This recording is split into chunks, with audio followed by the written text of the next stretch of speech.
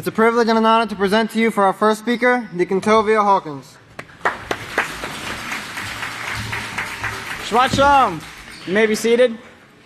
How's everyone doing on this beautiful Sabbath day? So I have a question for everyone. Who here is a leader?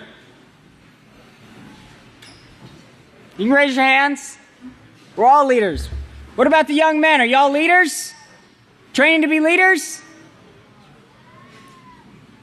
I can't hear you. What about the young women? Are you trained to be leaders? We are all trained to be leaders in the House of Yahweh. Now, I want to go over some of the skills of leadership, and this has been gone over several times, but we have to make sure that we're practicing these things so that we can be these perfect, righteous teachers that teach righteousness and perfect peace to this world that does not have the answers to their problems. Now, in the Building Moral Excellence book, it goes over leadership in great detail, covers every point and aspect of leadership. And I encourage everyone to go over the whole thing. It's there's a whole chapter on leadership. Go over it, really read it, highlight it, study it. And then not only read it, study it, and read the words, but try to start putting those things into practice in your life and being that Yisrayl Hawkins, that leader that can teach this peaceful solution to this world. But one of the first things is that it talks about is the communicating effectively. You know, we have to know how to communicate effectively in order to teach this peaceful solution. If we cannot communicate effectively with the people that we are guiding or instructing, then the instructions are going to be, you know, they might be misled or they might not be followed through with because the communication process was not followed. But a lot of people, you know, they can express themselves either through verbal or written.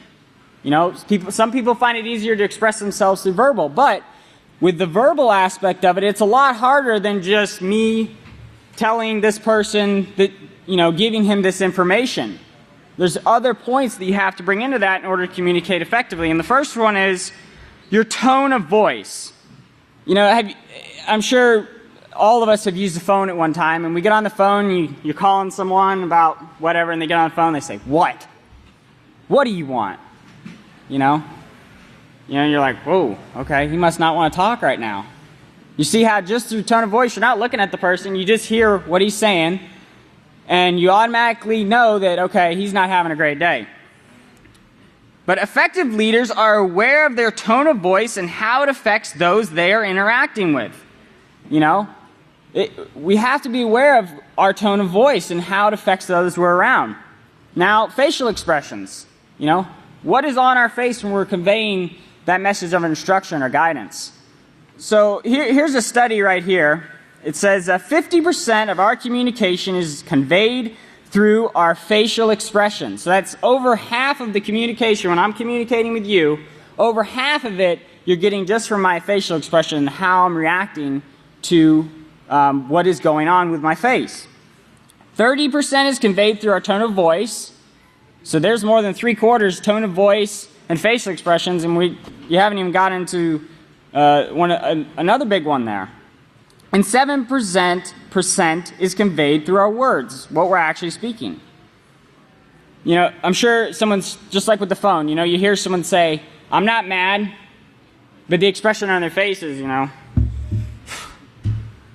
you see how automatically they said they weren't mad or they weren't sad, but you see on their facial expression that they're upset, something is bothering them. Now, body language. Body language is a big aspect of it because, you know, I know a lot of times when we're receiving correction or something, you know, we want to do this. Mad at me, you know? You want to cross your arms and block out that information so that you can't receive the guidance that you're receiving, and so that you can show the person without using words that I don't want to hear what you have to say. In the House of Yahweh, we have to make sure that we are not doing that we are willingly accepting correction at all times. To become leaders in the House of Yahweh, you have to receive correction. But make sure, you know, when you're receiving an instruction, lean forward, act interested, be ready to listen. You know, as the scripture says, be more ready to listen than to give the sacrifice of fools, to talk. Be ready to listen. And that's another aspect of leadership is listening. And I'm not going to get into that, but, you know, go through these things and really study them, because if we're training to be leaders in the house of Yahweh, we have to know how to lead, but first we have to be led. And if we aren't practicing the things in the house of Yahweh that we're being taught, then how can we be a perfect, righteous leader? So I want to encourage you, keep striving for this kingdom. Be ready to teach at all times. Be ready to lead, because this world isn't getting any better. It's getting worse. And they don't realize it. A lot of people don't. They don't realize that this world is going down. But they are beginning to start to see that there is no turning back. They don't have the answers. They don't have a way to solve their problems.